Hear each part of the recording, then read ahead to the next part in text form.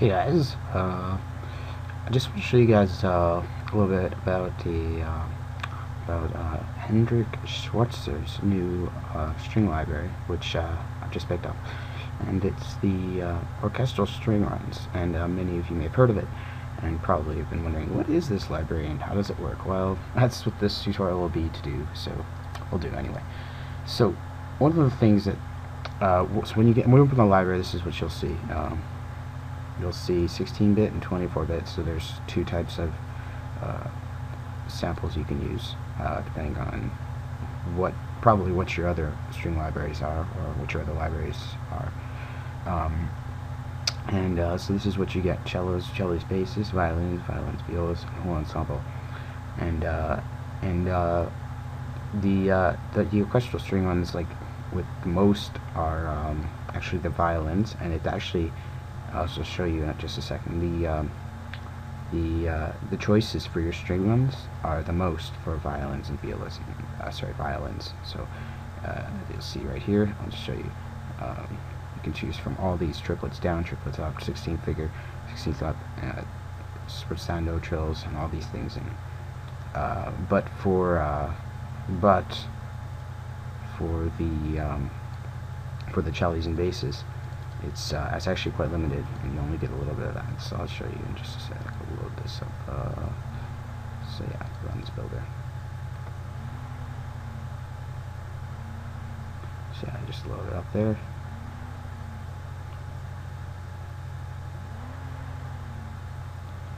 So as you can see, the choices are not the same. You get triplets down, triplets figure 1, triplets up, sprezzando, trill. So you can't do the 16 up, 16 down, whatever, which is okay. But it's one of the things I first noticed when I opened up the library.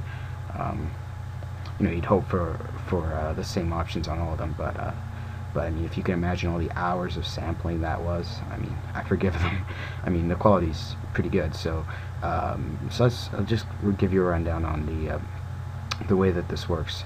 So the most amazing feature that I found right away was the 3 microphone positions. I mean, you get the same thing in cinematic strings, and I really like that too. But I really like to have that flexibility of microphones. So right away I composed something, and I was inspired, right? So here's what I have. I'll just give you an example of how it sounds. This is just a sus, and so it's a full orchestra sus, and this is sustained. So right away I started tweaking the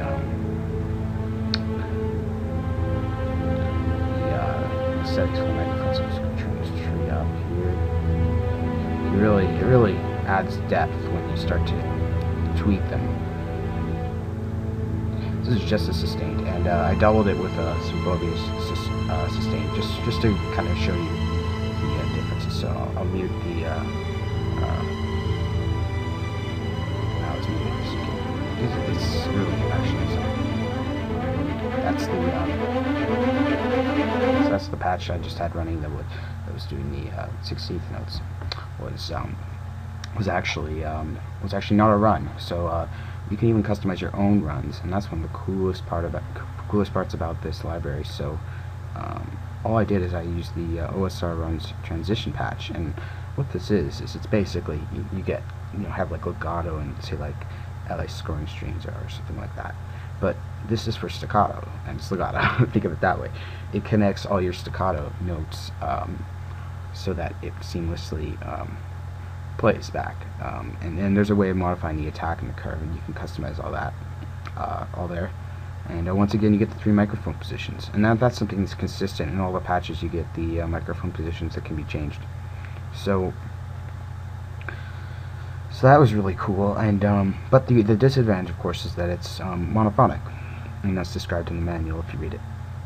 But of course, it's great for ostinatos, great for doing that sort of thing that I just displayed. And so another thing to mention is you can change the dynamics with the mod wheel, and so I actually did that in my MIDI clip, just as the crescendo occurred here. So you can see there's a little bit of CC data already in both the sustain and the and the 16ths.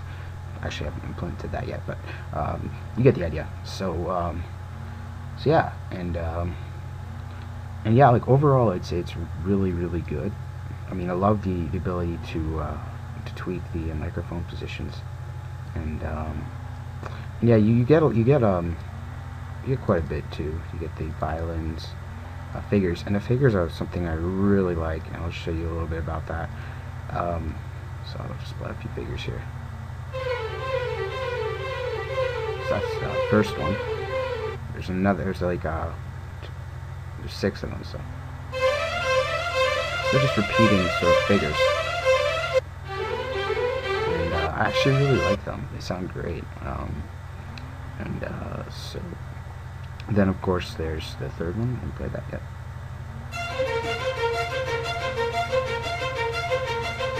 And the fourth one here. Oops.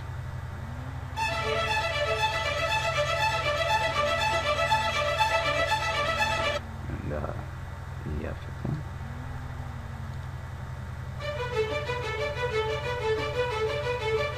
And the sixth one.